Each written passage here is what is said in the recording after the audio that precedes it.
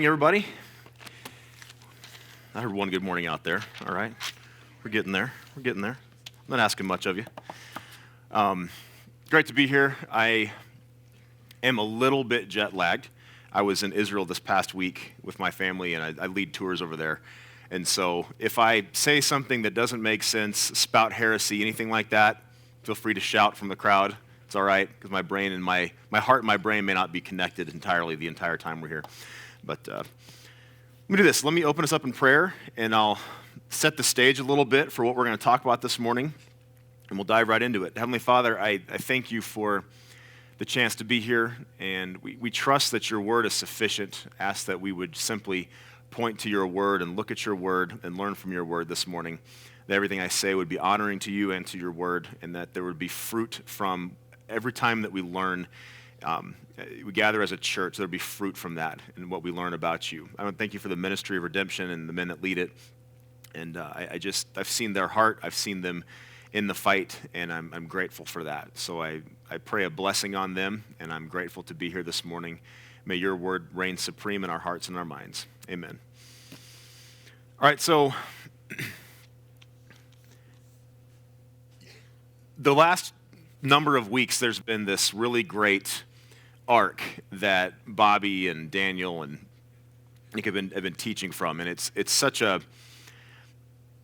needed topic to look at the lives of Saul and David, and you have this trajectory of how God used them and what it points to and what it all means.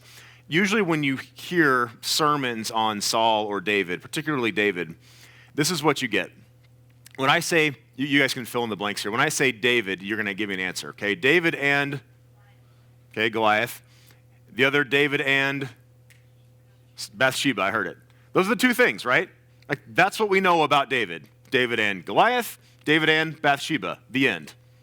That's what most people know about this guy. And so to be able to unpack his life from the context of Saul into David and then beyond, this is a treat. It's not something that a lot of churches tend to spend time, they don't spend that much time on it because, for understandable reasons, you know, we tend to want to get to the point of a story. We want to say, okay, this happened, then this happened. What does it mean? Move right along. But the Bible spends a considerable amount of time with David, not just in the narrative about him, but what he means as a figure. Because 17 times in the New Testament, Jesus is referred to or called the Son of David. 17 times. That's a lot of repetition to be called the Son of David. And what we're learning right now in this series is, why is it Christ is called the Son of David? Why is that his identity to the people at the time? Why are they looking at him that way? And you could argue that starting with this story this morning, this part of 1 Samuel in 17, this begins the actual process of seeing Christ in the life of David, seeing what Christ would be later on, fulfilling David's promise. This is David at his apex, at his high point of trust in God, modeling for the people what God looks like, and delivering his people. Because David is a messianic figure. At the time of this story, David is a Messiah. He's a savior to those people. So if you got your Bibles, it's going to be 1 Samuel 17. A little bit of historical background here. A few things about me. I teach to men primarily, so what I make up for in speaking talent, I use in volume. So I yell a lot. So if you hear me getting loud, know that I'm yelling with you, not at you, okay? I'm excited about this stuff. It's really neat. The story of David and Goliath begins really in 1 Samuel 16. So I'm going to say 1 Samuel 17, put your finger right there, but skip back a little bit to the end of 16, where it says in verse 13, when David's being anointed in the presence of his brothers, and by Samuel, it says, then Samuel took the horn of oil and anointed him in the midst of his brothers. And the Spirit of the Lord rushed upon David from that day forward. And Samuel rose up and went to Ramah. So that verse where it says the Spirit of the Lord rushed upon David from that day forward, that's essentially the story of David. The end. It's over. Because that's all you have to know about this guy. He had the Spirit of the Lord rush upon him, and for the first time in all the characters up to this point, it says, from that day forward. Now, prior to this time, you would see the Spirit of the Lord rush upon certain characters, and they would do crazy berserk things, kill 1,000 Philistines with a jawbone, and we know the Spirit of the Lord is rushing upon figures prior to this. But here it says, rushed upon him from that day forward. So as an author, I recognize foreshadowing when I see it. So the narrator of this passage is giving us foreshadowing. He's telling you what you're about to see in this young man's life is unbelievable. It should be impossible for anyone to do in one lifetime. So you have to understand how it was accomplished. It says that the Spirit of the Lord rushed upon him from that day forward. Chapter 17 begins like this. Now what I'm going to do is I'm going to read the story. There's about 30 sermons in this one chapter. I'm going to try and condense it all to one. I'm only going to preach for 4 hours. Just kidding. Trying to get a reaction out of the crowd there. No, we're going to condense it to one, but I need to cover a lot of ground this morning because you have to understand why the Bible spends so much time on this. All right? What we have happening is that there is a time of suffering, a time of trial, a time of real heartache. For hundreds of years, there's been an enemy of the Israelites that has lived on the coastal plain, and they are called the Philistines. They come from Phoenicia, which is the Greek islands. They moved south. They inhabited the coastal plain near the Mediterranean Sea, and they've been building mighty empires, great cities. They have brought with them the art form of forging iron. The Israelites do not know how to forge iron. So what the Israelites have to do to be able to have the farming implements and the weapons, they don't really get to have weapons, but whatever they have that's an implement or use for iron, they have to get it from the Philistines. The Philistines have always oppressed the Israelites. For hundreds of years, you see invasions and conquests from the Philistines trying to take over the Israelites. So the time is ripe for the Philistines to finish the job. They gather all of their kings. They march inland up the valley of Elah, and they have camped, ready to invade farther into the hill country. Because way up high are where the Hebrews are hiding among the rocks. And they're tired of dealing with them. They want to have control over the coastal plain and all the trade routes once and for all. So that's the setting for this battle. Now, the people of Israel, they have lived under the oppression of the Philistines, not just physical. It's not just that the Philistines would invade and crush with their land, or invade their land, crush their spirits, break their crops and everything they have about them. The Philistines are trying to take that from them. There's also the indignity of having to go to the Philistines to ask, would you please forge my farming implements? Would you please work my iron? It's having to pay a tax. It's just the humiliation of centuries of your father and his father and his father having to kowtow before the Philistines. So there is animosity and hatred between these two nations. So what we do is we pick it up in 17. Verse 1, the Philistines gathered their armies for battle, and they were gathered at Sokah, which belongs to Judah, and encamped between Sokah and Azekah in Ephas Dammim. Now there's some weird, obscure words. Let me explain to you what they mean. The Bible is giving you a geographic location where this conflict takes place. It's important because of what those words mean. There's two cities there, Azekah and Sokah. If you go there today, you can look up and down the valley. There's a gas station. There's a few farming huts.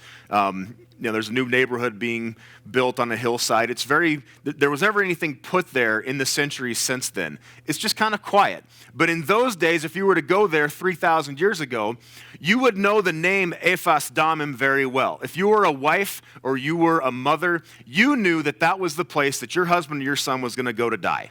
Because the name of that place was Boundary of Blood. Ephas Dammim, Boundary of Blood. It was the last place you could stop an invading army before they made it into the interlands of the Israelite kingdom.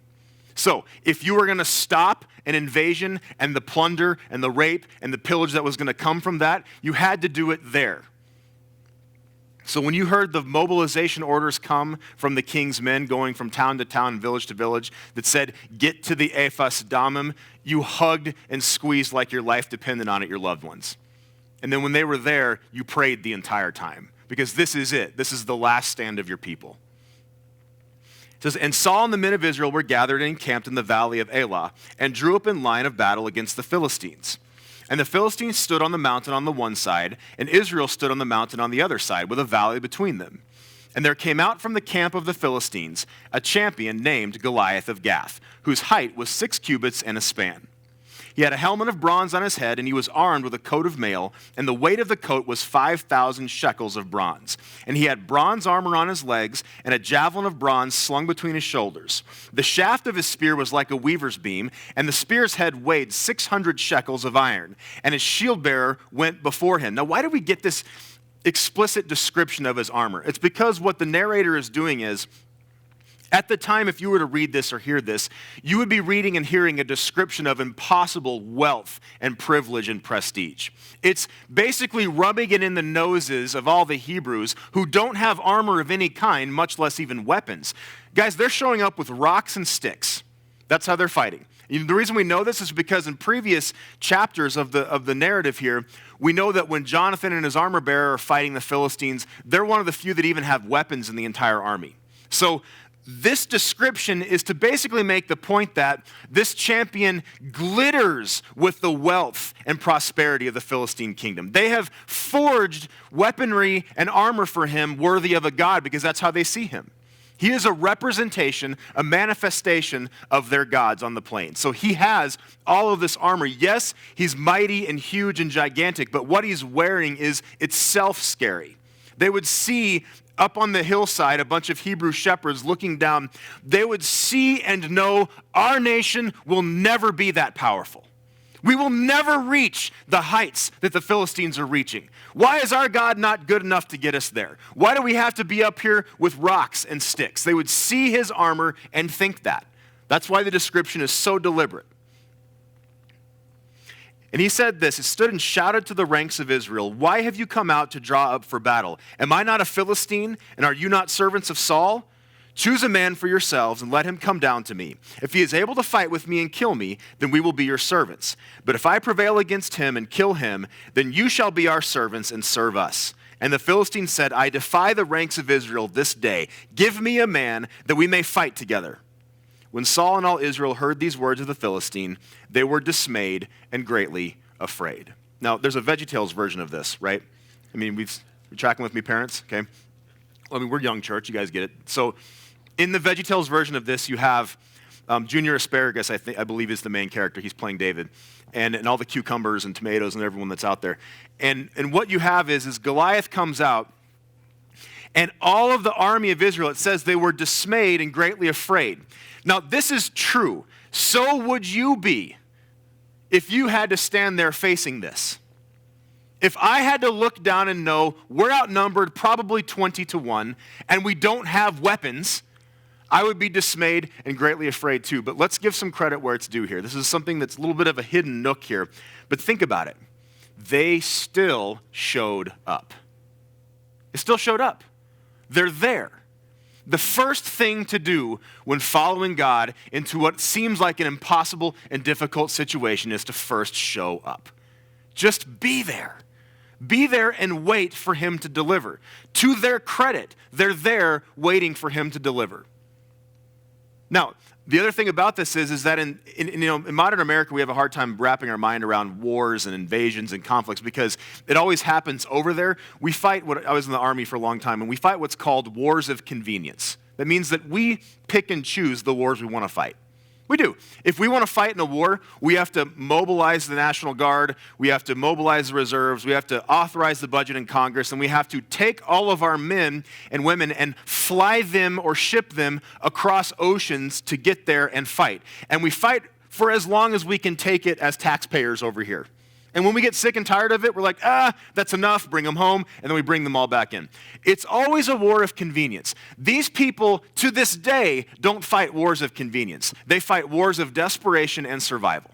So at this point, these men have to be there. They should be there. They ought to be there because they know that 1 or 2 valleys over is their family, is their wife and their children. And if they're not standing in the boundary of blood, no one else will be.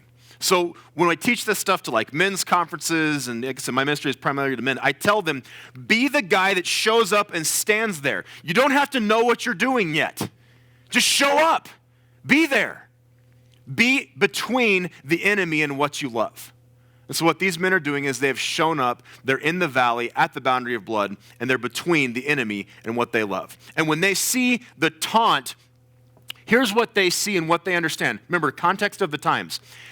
For a long time, I get asked this question, and you read the scriptures, and you kind of wonder, why would Goliath take this chance? I mean, isn't this just, we get it, he's a cocky guy. You'd be cocky if you were 9 feet tall. I mean, I get it, right? He's cocky, but why would he just take the chance and say, I will be your slave, or we will be your slave if you defeat me. Send me someone to fight me. We will be your slave if he wins. Why would you even risk it? I mean, your army outnumbers the other army vastly. You don't have to take this chance. You can keep pressing in. So it's a bit of a mystery to our modern Western eyes as to why he's just standing there taunting and offering this challenge out there. You have to understand, at the time, in those days, they were a lot more superstitious than we are. They were a lot more aware of the presence of gods and supernatural realities. So in the valley, as the Philistines are coming in, it's almost like they very bravely march up to the gate and stop, and they wait. And their priests are telling them now is the time, and the signs in the heaven are telling them now is the time, and they've brought with them their gods. One of their gods is Goliath. He represents the war gods, and so they've mobilized. They're there to fight. They're ready to go, and they get just as far as the boundary of blood, and they just wait.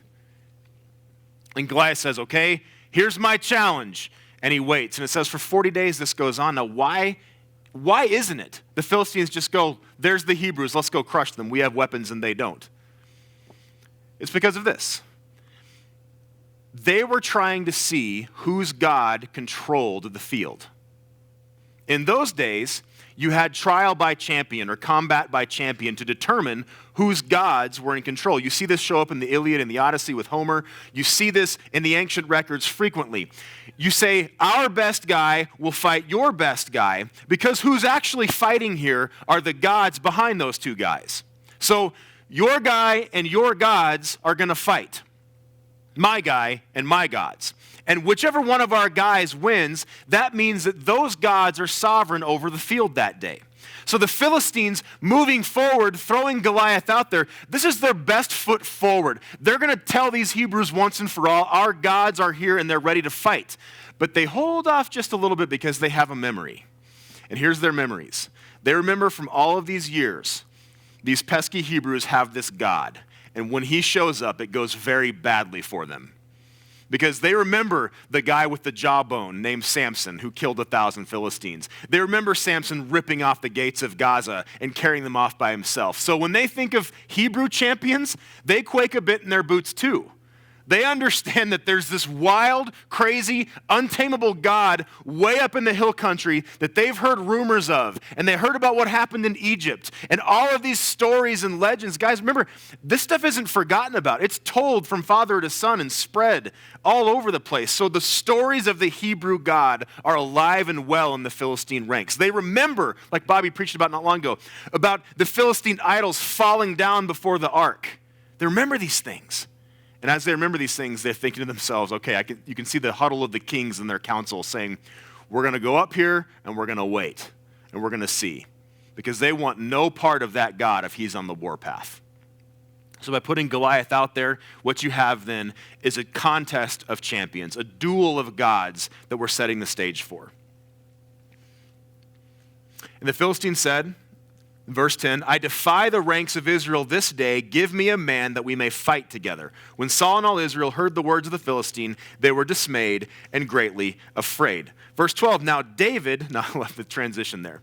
They were dismayed and greatly afraid, and this goes on. And here's what the narrator does. He says, now David, and you turn the page. It's about to change. New life is coming. David was the son of an Ephrathite of Bethlehem in Judah named Jesse, who had 8 sons. In the days of Saul, the man was already old and advanced in years. The 3 oldest sons of Jesse had followed Saul to the battle, and the names of his 3 sons who went to the battle were Eliab the firstborn, and next to him Abinadab, and the third Shammah. David was the youngest. The 3 eldest followed Saul, but David went back and forth from Saul to feed his father's sheep at Bethlehem. For 40 days the Philistine came forward and took his stand morning and evening. And Jesse said to David, his son, take for your brothers an ephah of this parched grain and these 10 loaves, and carry them quickly to the camp to your brothers. Also take these 10 cheeses to the commander of their 1,000. See if your brothers are well, and bring some token from them. In those days, you didn't have like a quartermaster corps. Whatever food the army was going to eat, they had to bring with them. And so that's why when you had a conflict like this, sometimes one ridge over, you had all of the wives and all of the mothers and fathers. They would follow the army around to prepare and cook meals. Jesse is not doing this. It says he's old and advanced in years. And so David's job is to bring meals to his brothers. So you can think about the double tension here of the men lined up in these lands, knowing that one hill over, their families are there making the meals and tending what they need to have tended. So David says, David leaves with them, said, Saul and all the men of Israel were in the valley of Elah fighting with the Philistines. And David rose early in the morning and left the sheep with a keeper and took the provisions and went, as Jesse had commanded him. And he came to the encampment as the host was going out to the battle line, shouting the war cry. And Israel and the Philistines drew up for battle, army against army. And David left the things in charge of the keeper of the baggage and ran to the ranks and went and greeted his brothers. As he talked with them, behold, the champion, the Philistine of Gath, Goliath by name, came up out of the ranks of the Philistines and spoke the same words as before. But listen to this, and David heard him. This is one of those dun-dun-dun moments, okay? Because the taunts are coming. For 40 days this has raged, but this time David hears him. Now someone's in the valley that has a very different perspective than everybody else does. Because what has happened to him? It says the Spirit of the Lord came upon him from that day forward. So when David crossed over from the road from Bethlehem, looked down in the valley and saw the army spread out, guys, his goggles, the lens he was viewing life through, was different that day. He saw things differently. He saw nothing but victory before him.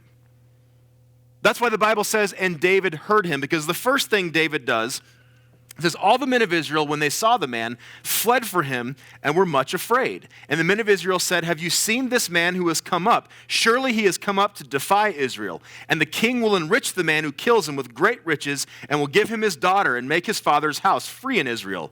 And David said to the men who stood by him, what shall be done for the man who kills this Philistine and takes away from the reproach of Israel? For who is this uncircumcised Philistine that he should defy the armies of the living God? And the people answered him in the same way, so shall it be done to the man who kills him. I love this because David's there and everyone's going, oh my gosh, we can't fight him. There's nothing we can do. But if someone does, here's what he gets. No taxes and a woman. David's like, count me in. He's ready. He's asking, wait, let me get this right. What's going to happen for the man that does this? Hey, you, is that true? The king's going to offer no. He's running around hearing about all that's going to be done, because what's he doing and how's he seeing this? He's only seeing victory coming.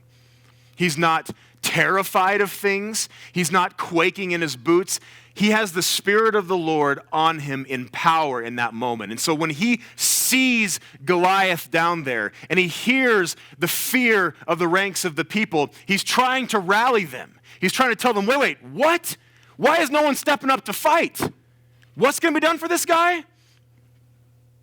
As he's doing that, this is one of those little sneak attacks that comes at you right when you're feeling good about things. Now, Eliab, his oldest brother, heard when he spoke to the men.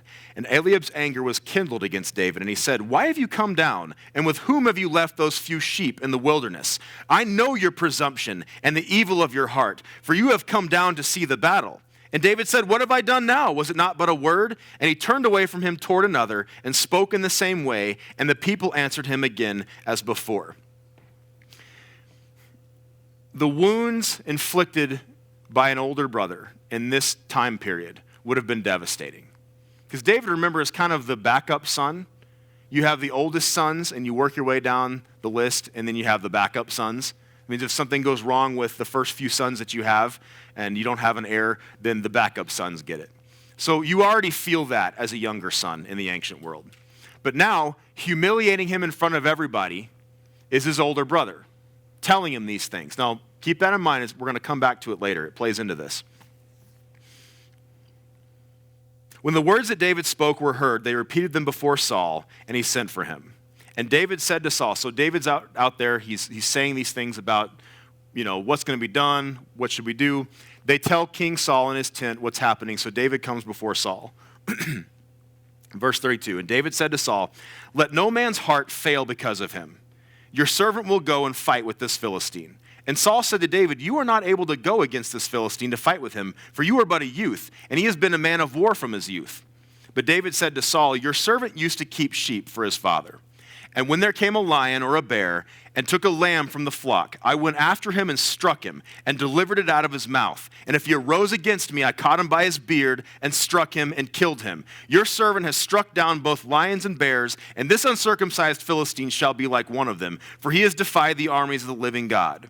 And David said, the Lord who delivered me from the paw of the lion and from the paw of the bear will deliver me from the hand of this Philistine. And Saul said to David, go, and the Lord be with you. Okay, I need to take a little bit of time on this. There's like 5 sermons in that one paragraph, but here's a quick, you can tell I have to get through this a little bit quickly because we have to cover a lot of ground. But here's the gist of this scene. Saul started out well, as we've been following. He had the Spirit of the Lord on him. God was with him. He was delivering victories. And then it started to go badly. So the Spirit of the Lord is no longer with Saul. What you have is a shell, a husk of a man. The Spirit of the Lord is now with David. So when they bring David before Saul in the quiet confines of that tent, with the armies outside, there's bloodthirst going on the Philistine side, Goliath is taunting. In the tent, Saul is looking at David. He says, what can you do? And I love David's response. He says, when I would keep sheep, here's what I would do. I would kill lions and bears barehanded. Now, I don't have that on my resume. I would love to be able to have that on my resume. I've been around lions and bears. They're scary. And David is saying, I have killed them with my hands. Less about that, though, less about the resume that he gives him, is that he says this. The Lord who delivered me from the paw of the lion and from the paw of the bear will deliver me from the hand of this Philistine. Something about the way that David says, the Lord will deliver me, turns a corner in Saul's mind. Because the first thing Saul says after that is, go, and may the Lord be with you. Because I think that for the first time in a very long time, Saul sees something he hasn't known. He sees the presence of God that he once knew. And as that young man stands before him with fire in his eyes and confidence in his spirit, the knowledge of God's victory ringing in his heart and in his words, and he's telling him, I've done this in the power of my God. I've done this in the power of my God. God has saved me there, there, and there. God saved me here, here, and here. And when I go out and when I fight, he will deliver me again. And there's a ferocity in David's tone and the way he says this that is coming from the Spirit that is living on David. And Saul sees this for the first time in a very long time, and I think he just knows, oh, wow, yes, that's what it used to feel like. Because he says, go, and may what? May the Lord be with you. He sees the presence of God on this young man. And I wonder does he miss it in that moment? Does he ache for it?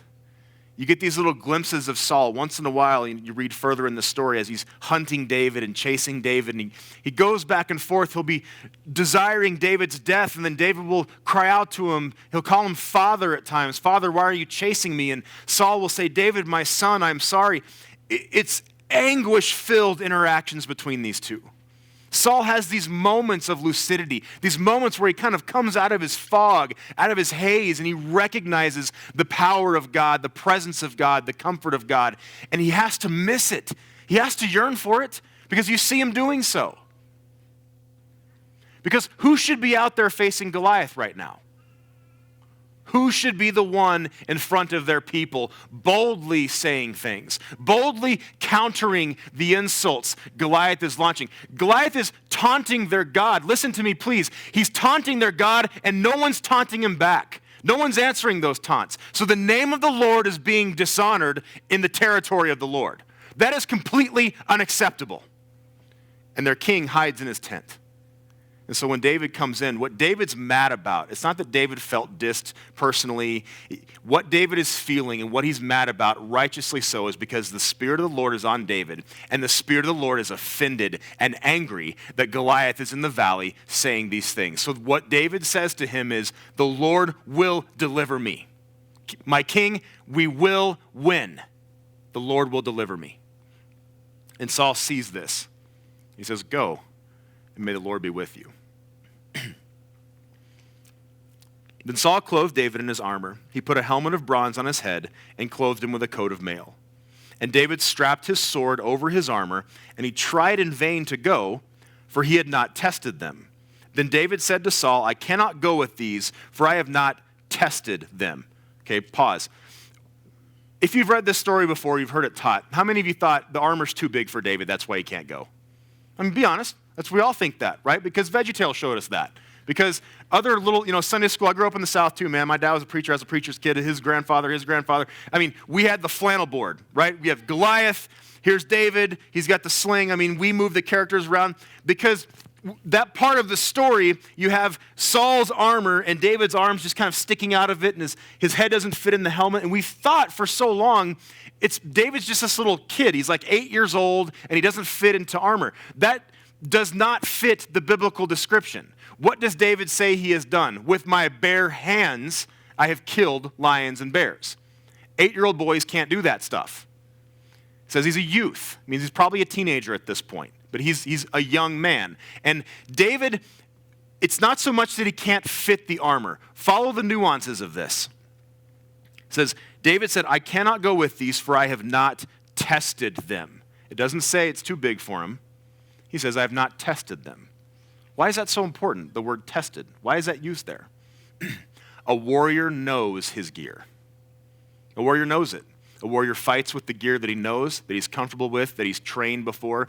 When I was a soldier, I had my rucksack and my weapon. I knew everything about my weapon. I had a name for it. We all had a name for our weapon, to personalize it, because you had to get to know every contour, every bolt, screw, anything in that weapon. You had to get to know it because your life depended on you functioning properly with that weapon.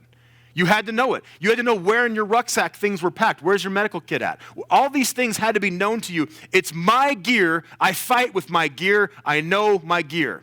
David sees this armor. He's not used to this stuff. He says, I've not tested it.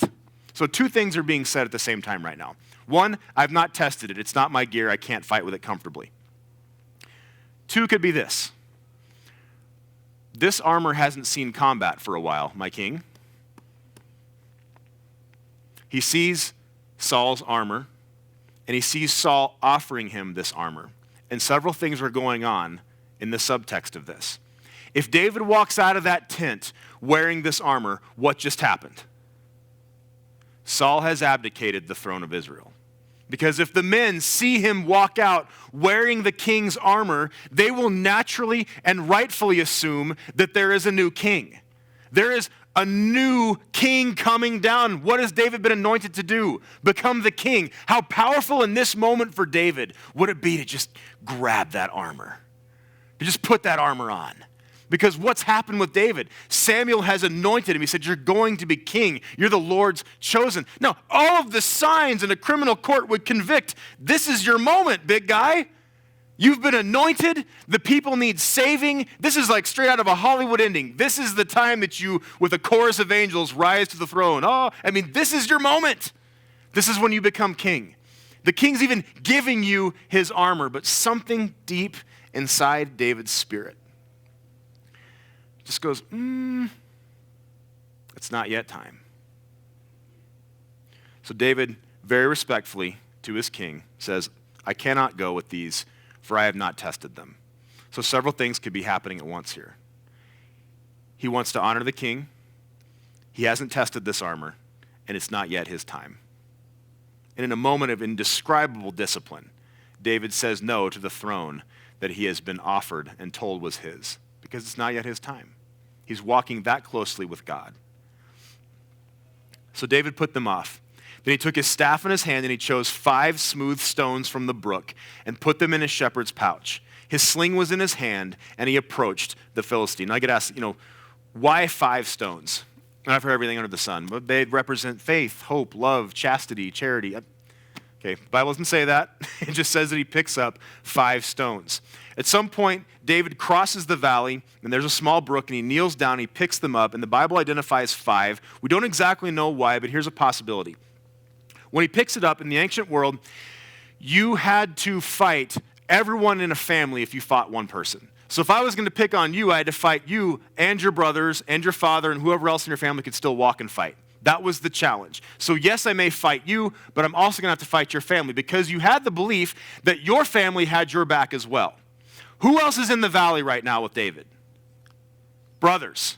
3 of them. What's been going on with the brothers? They've mocked him and they've belittled him. So when David goes down into the creek bed, are his brothers with him?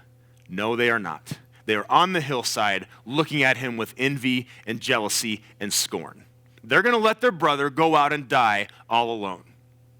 Now, why would David pick up 5 stones? We have good reason to believe that Goliath had family members. And so it's very possible that David picked up 5 stones and Goliath had brothers and support with him that David was prepared to fight. So what he's doing is picking up ammunition for a fight. He kneels down and he looks up.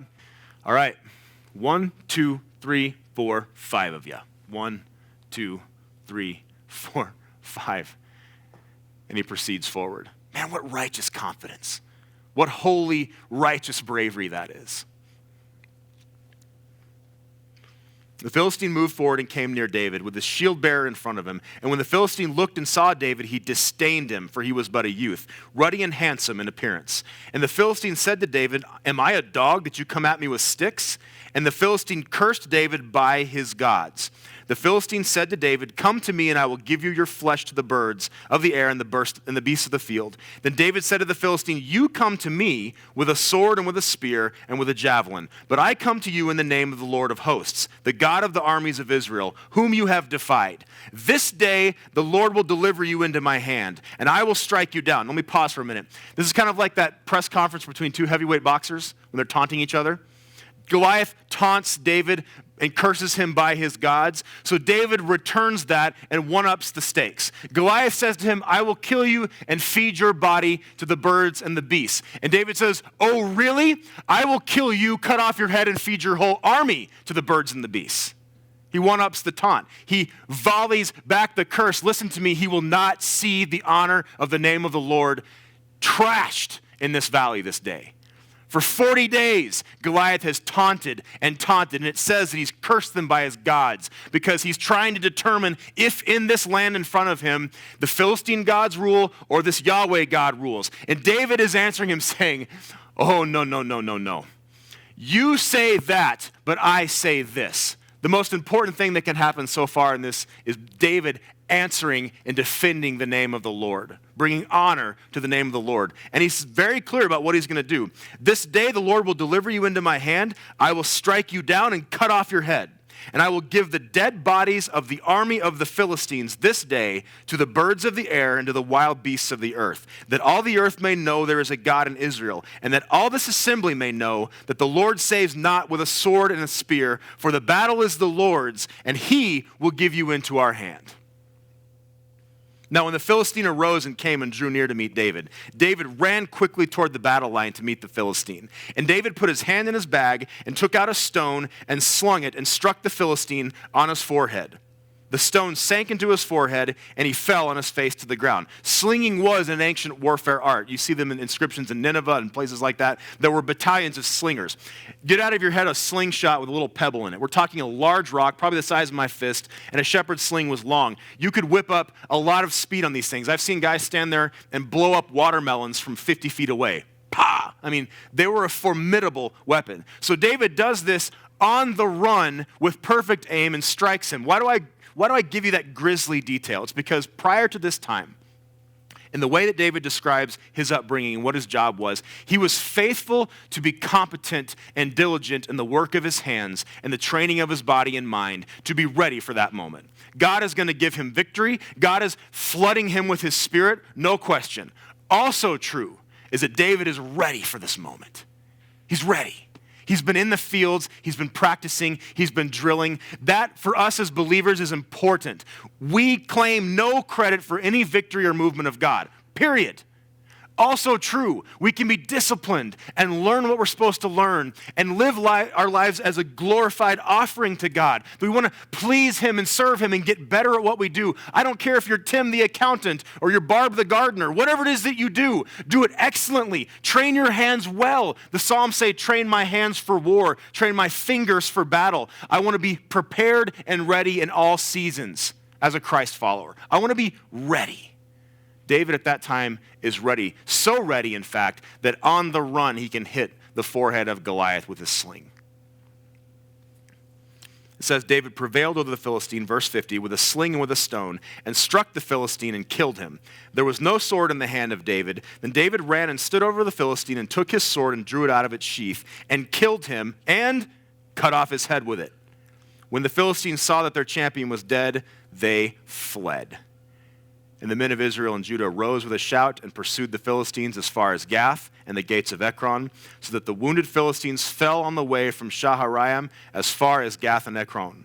And the people of Israel came back from chasing the Philistines, and they plundered their camp. And David took the head of the Philistine and brought it to Jerusalem, but he put his armor in his tent. Okay, that's the story of David and Goliath. A couple last takeaways, and I'll take my seat on this. When David is taunting Goliath, we talked about how he's trying to bring the honor of the name of the Lord into the fight. He's trying to establish that in this valley, in this location, the name of the Lord will prevail and will rule here. What does he tell Goliath? I will strike you down, I will cut off your head, so that all the earth will know there's a God in Israel. He's trying to raise the stakes one more time, to tell everyone present and to be recorded for all time that it's not just about being the God in this valley. It's not just about being the God on this hilltop. It's not just about being the God between the Philistine lands and the Israelite lands. It says that all the earth will know there is a God in Israel. I am declaring on this day that the God who is in Israel needs to be heard about around the earth. He is the supreme God. Couple takeaways on this. Number one, God is worthy of our allegiance and worship. The most important trait in a military leader, by far, I've studied the research on how they poll soldiers and warriors through history. The best writings they can find, modern soldiers get polled. And the one trait that keeps coming up as the most important for a battlefield commander is competence. It's not friendliness. It's not this guy's my buddy. It's competence. You would forgive a lot about me if you knew I could keep you alive. Yes, you would.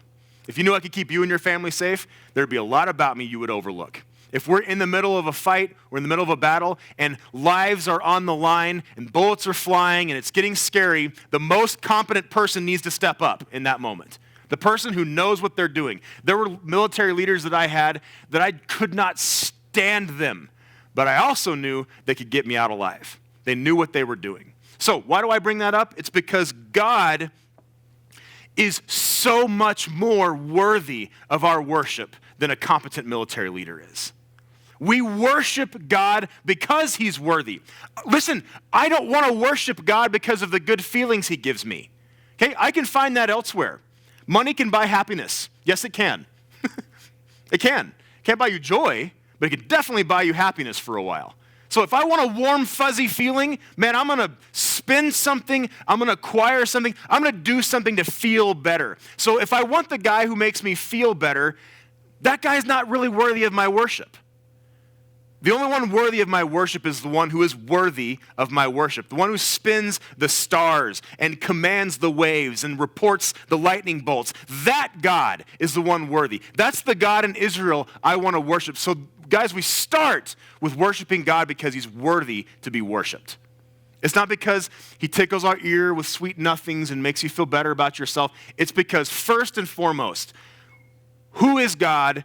Who is worthy to be worshiped? There. Competence, strength, majesty. That's what requires and demands, and I gladly worship towards. So this story is about God establishing that for his people.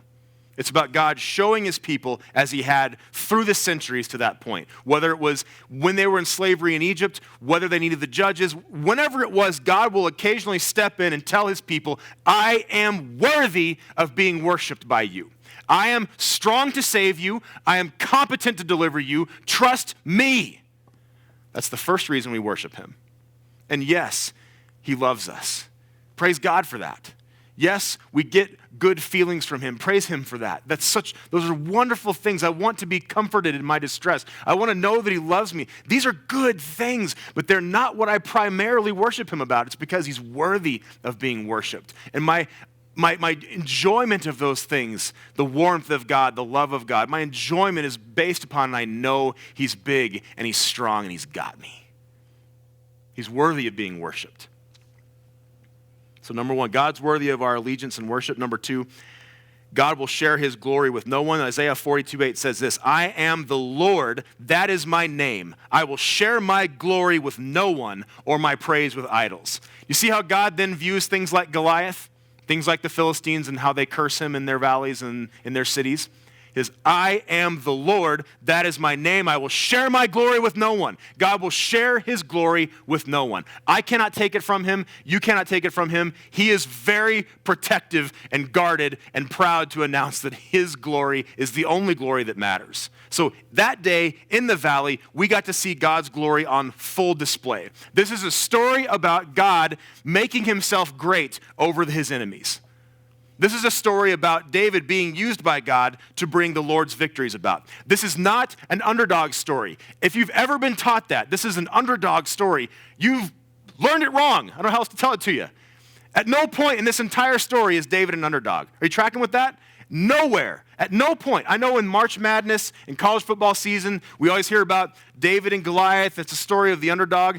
At no place in the entire valley was David ever an underdog. When he knew of Goliath, from that point, Goliath's head was about to be cut off. The power of God was present and alive, and David was not an underdog. This is not a story about you, the scrappy believer, overcoming big odds. That's not what this is about. I love you. That's not what this is about. This is about your God being mighty and powerful and strong to save you, and you just trusting him for that deliverance. That's the story of David and Goliath. God is big and powerful and will deliver. The end.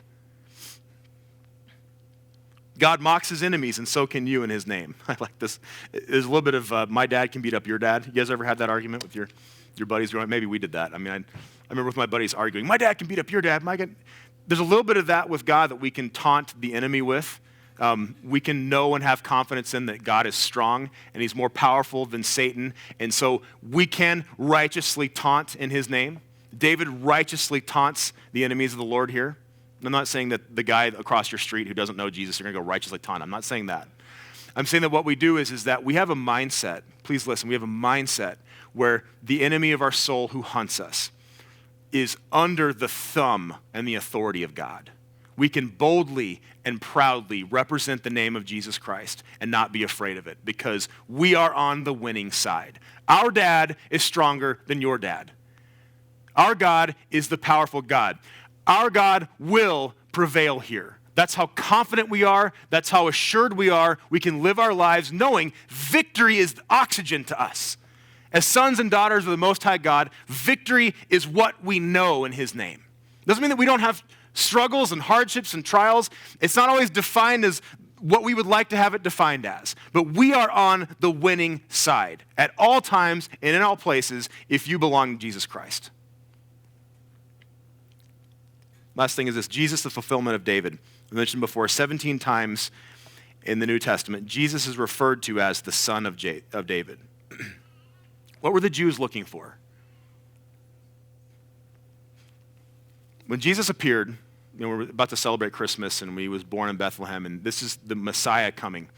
He's called the son of David because they were desperate for that physical, tangible symbol of victory.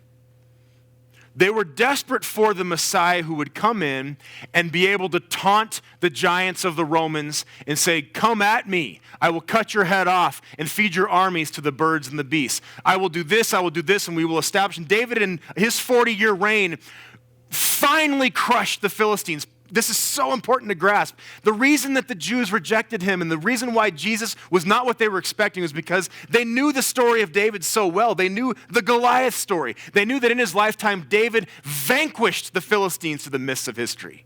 For 400 years, the Philistines had tormented the Israelites. They had brought them suffering and rape and pillage and burned villages and humiliation for centuries. And David, in one lifetime, vanquished them.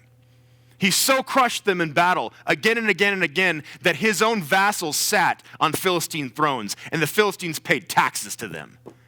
Wouldn't that just be awesome and feed that in you? If you just want the vengeance of all of the centuries of oppression, wouldn't you just love to know that our King David sits on his throne and the Philistines now pay us taxes and beg for their lives? Wouldn't that just fill something for you? So do you see why when Jesus showed up and didn't deliver that way, the people were frustrated about it? They were angry about it because they wanted that guy. They wanted that Messiah. They wanted the one that was going to march to Rome and cut off Caesar's head. That's what they wanted.